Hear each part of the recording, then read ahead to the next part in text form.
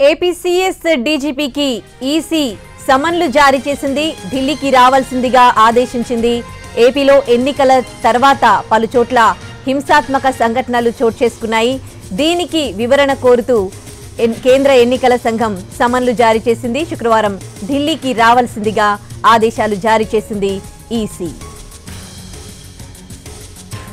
ఏపీలో హింసాత్మక ఘటనలపై కేంద్ర ఎన్నికల సంఘం సీరియస్ అయింది.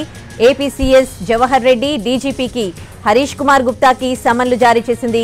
శుక్రవారం ఢిల్లీకి రావాలని ఆదేశించింది సీఈసీ. ఏపీలో పోలింగ్ తర్వాత జరుగుతోన్న హింసపై సెంట్రల్ ఎలక్షన్ కమిటీ ఆగ్రహం వ్యక్తం చేసింది. పోలింగ్ రోజు రాష్ట్ర వ్యాప్తంగా పలు చోట్ల ఘర్షణలు జరిగాయి. నిన్న, ఇవాళ తిరుపతి, మాచర్ల, అనంతపురం, పశ్చిమ గోదావరి జిల్లాలో గొడవలు జరిగాయి. ఇప్పటికీ అదుపులోకి రాలేదు పలు చోట్ల పరిస్థితి. పల్నాడు జిల్లా వ్యాప్తంగా 144 సెక్షన్ అమల్లో ఉంది. సత్తెనపల్లి, మాచర్ల, పిడుగురాళ్లలో షాపులు కూడా మూయించారు పోలీసులు. నర్సరావుపేటలోనూ పోలింగ్ రోజున టీడీపీ అభ్యర్థి కాన్వాయ్పై దాడులు జరిగాయి. నర్సరావుపేటలో ఎమ్మెల్యే ఇంటిపైన ప్రతి దాడికి దిగారు ప్రత్యర్థులు. ఏపీలో పోలింగ్ రోజున మొదలైన గొడవలు హింసాత్మకంగా మారుతూ ఉండడంతో కేంద్ర ఎన్నికల సంఘం సీరియస్ గా తీసుకుంది. పోలింగ్ తర్వాత హింసను ఎందుకు అరికట్టలేకపోయారో వివరించాలని సీఎస్, డీజీపీలను ఆదేశించింది ఈసీ. పూర్తి డీటెయిల్స్ మా ప్రతినిధి పిఎంఆర్ ఫోన్లో అందిస్తారు. పిఎంఆర్, ఏపీలో జరుగుతున్న ఆఫ్టర్ పోల్ వైలెన్స్ వ్యవహారానికి సంబంధించి కేంద్ర ఎన్నికల సంఘం అయితే చాలా సీరియస్ గా ఉన్నట్లుగా ప్రస్తుతం జరుగుతున్న పరిణామాలు బట్టి మనకు అర్థమవుతుంది. ఏకంగా సీఎస్ జవహర్ రెడ్డి అలాగే డీజీపీ హరీష్ కుమార్ గుప్తా ఎవరైతే ఉన్నారో వాళ్ళిద్దరినీ కూడా స్వయంగా వచ్చి వివరణ ఇవ్వాల్సిందిగా ఆదేశాలు జారీ చేశారంటే ఏ స్థాయిలో సీరియస్నెస్ అనేది ఉంది అనేది అర్థం చేసుకోవచ్చు. ఓవరాల్ గా చూస్తామంటే సహజంగా పోలింగ్ సందర్భంగా సున్నితమైన ప్రాంతాల్లో ఆవేశాలు ఏర్పడటం సహజంగా జరిగే పరిణామం. దాన్ని బేస్ చేసుకుని కొంత ఉద్రిక్తతలు చోటు చేసుకుంటాయి. ఇంకా అడపదడప రాళ్ల దాడి వంటి సంఘటనలు కూడా జరుగుతాయి. సహజంగా ఇప్పటి వరకు ఉమ్మడి ఆంధ్రప్రదేశ్ లో కావచ్చు, ఆ తర్వాత విభజిత ఆంధ్రప్రదేశ్ లో కావచ్చు, ఎప్పుడు కూడా ఈ స్థాయిలో ఆఫ్టర్ పోల్ వైలెన్స్ అనేది ఇన్ని రోజుల పాటు కొనసాగిన దాఖలాలు అయితే ఇప్పటి వరకు లేదు అనేది ఈసీ వర్గాలకు ఇక్కడ నుంచి ఫీల్డ్ నుంచి వెళ్లిన నిఘా వర్గాల నుంచి వెళ్లిన సమాచారం ఉన్నట్టుగా ఈసీకి ఉన్నట్లుగా మనకి ప్రస్తుతం జరుగుతున్న పరిణామాలు ఈసీ సీరియస్నెస్ చూస్తామంటే మనకు అందుతున్న సమాచారం మేరకైతే ఇదే స్పష్టమవుతుంది. సో పైగా పోల్ వైలెన్స్ ని అరికట్టడంలో కొద్దిగా విఫలం కావడం కాకుండా ఏ రోజుకు ఆ రోజు ఇంకా విస్తరిస్తున్న పరిస్థితి అనిపిస్తుంది. ప్రత్యేకంగా మాచర్ల నియోజకవర్గాల్లో కావచ్చు, పల్నాడు జిల్లాలో కావచ్చు, పల్నాడు జిల్లాకు సంబంధించిన నియోజకవర్గాల్లో కావచ్చు, ఒక గ్రామం నుంచి మరొక గ్రామం నుంచి ఇంకొక గ్రామం, ఇలాగా పోల్ వైలెన్స్ అనేది ఆఫ్టర్ పోల్ వైలెన్స్ అనేది చాలా స్పష్టంగా విస్తరిస్తున్నట్టుగా కనిపిస్తోంది. ప్రత్యర్థులు అంటే కూడా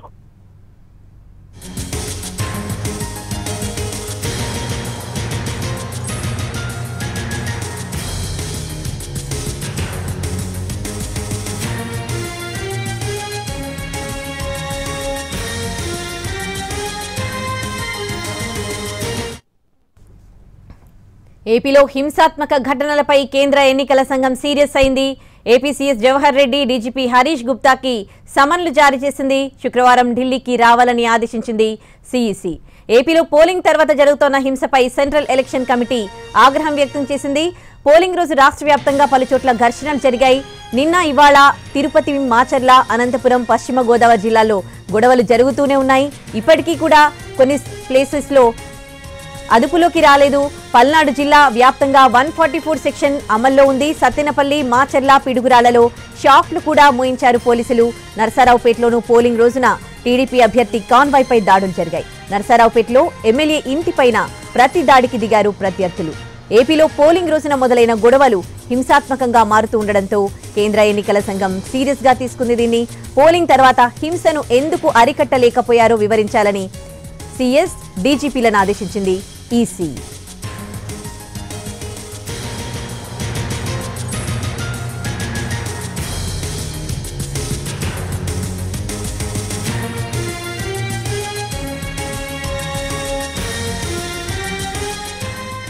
దీనికి సంబంధించి పూర్తి డీటెయిల్స్ ఢిల్లీ నుంచి మా ప్రతినిధి రాజు అందిస్తారు. ఫోన్లో రాజు.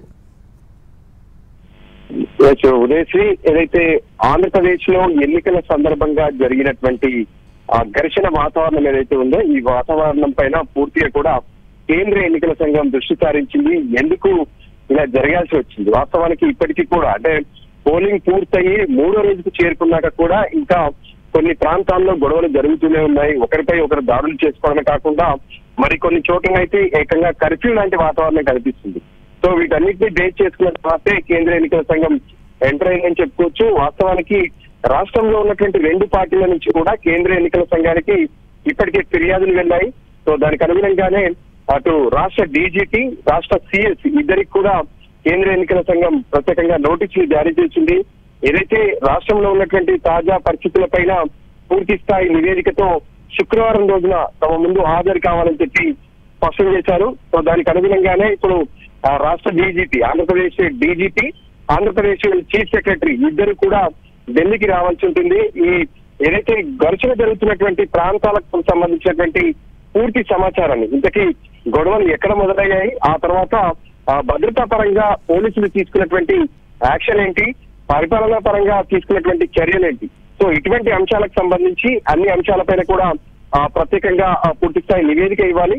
కేంద్ర ఎన్నికల సంఘంలోని ముఖ్య సభ్యులు ఎవరైతే ఉన్నారో వాళ్ళ ముందే దీనికి సంబంధించినటువంటి విచారణ జరుగుతుంది. సో ఆ సందర్భంగా వాళ్ళు అడిగేటటువంటి అన్ని విషయాలను కూడా పూర్తి స్థాయిలో సమాచారం ఇవ్వాల్సి ఉంటుంది. దానికి సంబంధించినటువంటి సమాచారం కేంద్ర ఎన్నికల సంఘం సంతృప్తి పడేలా ఇవ్వాల్సి ఉంటుంది. అంటే ఎక్కడైనా ఏదైనా బాధ్యత రహితంగా కానీ వ్యవహరించినట్టుగా ఏమైనా ఫీల్ అవుతే మాత్రం ఖచ్చితంగా కేంద్ర ఎన్నికల సంఘం ఎటువంటి చర్యలకైనా సిద్ధం అన్నట్లుగా చర్యలు ఉంటాయి. సో ఇప్పుడు ఏం జరగబోతుంది, ఆంధ్రప్రదేశ్ కు సంబంధించినటువంటి ఈ సిఎస్ డీజీపీలకు ఇచ్చినటువంటి నోటీసులకు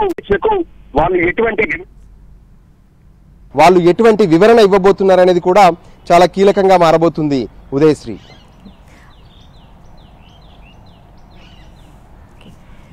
ఇలా ఒక సిఎస్ అలాగే డీజీపీకి ఇట్లా సమన్లు రావడాన్ని ఏ విధంగా చూస్తున్నారు? ఇక్కడ ఏపీలో ఈ పరిస్థితిని కంట్రోల్ చేయలేకపోయడాన్ని ఏ విధంగా చూడాలి అంటారు రాజు?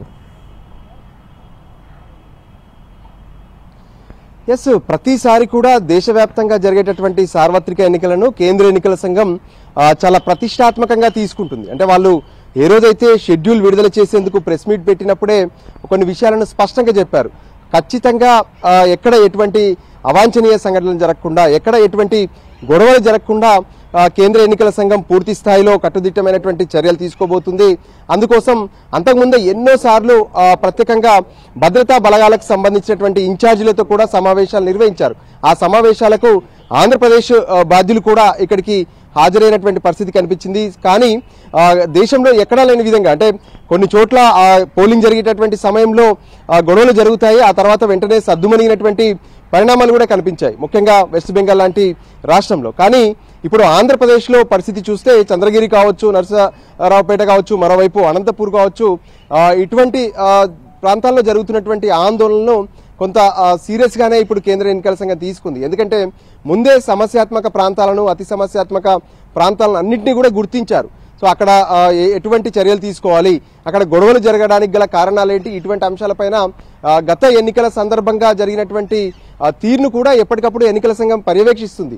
సో దానికి అనుగుణంగానే అక్కడ భద్రతను కూడా ఏర్పాటు చేస్తారు. అయితే వాటన్నిటినీ కాదని చెప్పి ఎందుకు గొడవలు జరిగాయి, పోలింగ్ కేంద్రాల వద్ద గొడవలు జరిగాయి, ఆ తర్వాత గ్రామాల్లో గొడవలు జరిగాయి, ఒకరినొకరు కంటిన్యూస్ గా రాళ్ల దాడులు కావచ్చు, కొట్టుకున్నటువంటి సందర్భాలు ఉన్నాయి, ఎమ్మెల్యే అభ్యర్థుల పైన కూడా దాడులు చేశారు. సో ఇటువంటి అంశాలన్నింటినీ కూడా ఇప్పుడు కేంద్ర ఎన్నికల సంఘం సీరియస్ గా తీసుకుంది. దానికి అనుగుణంగానే అక్కడ ఉన్నటువంటి పరిస్థితులపైన రాష్ట్ర డీజీపీ, రాష్ట్ర సిఎస్ ఇద్దరిని కూడా నివేదిక అడిగారు. సో వాళ్ళు ఇచ్చేటటువంటి నివేదిక అనేది చాలా కీలకమని చెప్పుకోవచ్చు. ఎందుకు ఇలా జరిగింది, నిజంగా భద్రతాపరమైనటువంటి లోపమా, లేదంటే పరిపాలనకు సంబంధించినటువంటి చర్యలు సరిగ్గా తీసుకోకపోవడమా, లేదంటే కావాలనే రాజకీయ పార్టీలు, అక్కడ ఉన్నటువంటి రాజకీయ పార్టీలు ఇదంతా చేశాయా ఏంటి అనే దాని మీద కూడా రిపోర్ట్ ఇవ్వాల్సి ఉంటుంది. అదే సమయంలో కేంద్ర ఎన్నికల సంఘానికి సంబంధించినటువంటి అబ్జర్వర్లు కూడా రాష్ట్రంలో ఉన్నారు. సో వాళ్ళు కూడా ప్రత్యేకంగా ఒక నివేదిక ఇస్తారు, రాష్ట్ర ఎన్నికల సంఘం నుంచి కూడా ఒక నివేదిక వస్తుంది.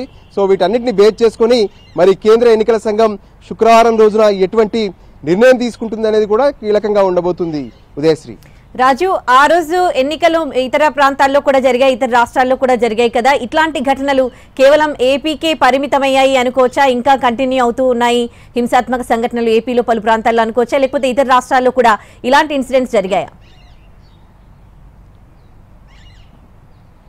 ఎస్, ప్రస్తుతం జరుగుతున్నటువంటి ఎన్నికలు మొత్తం 7 విడతల్లో దేశవ్యాప్తంగా సార్వత్రిక ఎన్నికలు జరుగుతున్నాయి. అయితే ఇప్పటి వరకు పూర్తయినటువంటి 4 విడతల్లో కూడా అక్కడక్కడ కొన్ని చెదురుమదురు ఘటనలు జరిగాయి.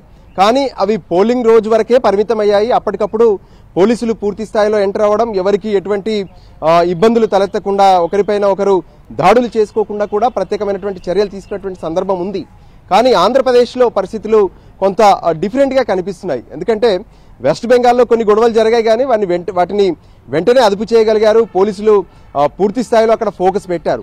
మరి ఎందుకు 3వ రోజు వరకు కూడా, అంటే పోలింగ్ ఏదైతే 13వ తేదీన జరిగితే సోమవారం, మంగళవారం, ఈరోజు బుధవారం, అంటే 3వ రోజు కూడా ఇప్పటికీ కొన్ని ప్రాంతాల్లో గొడవలు జరుగుతూనే ఉన్నాయి.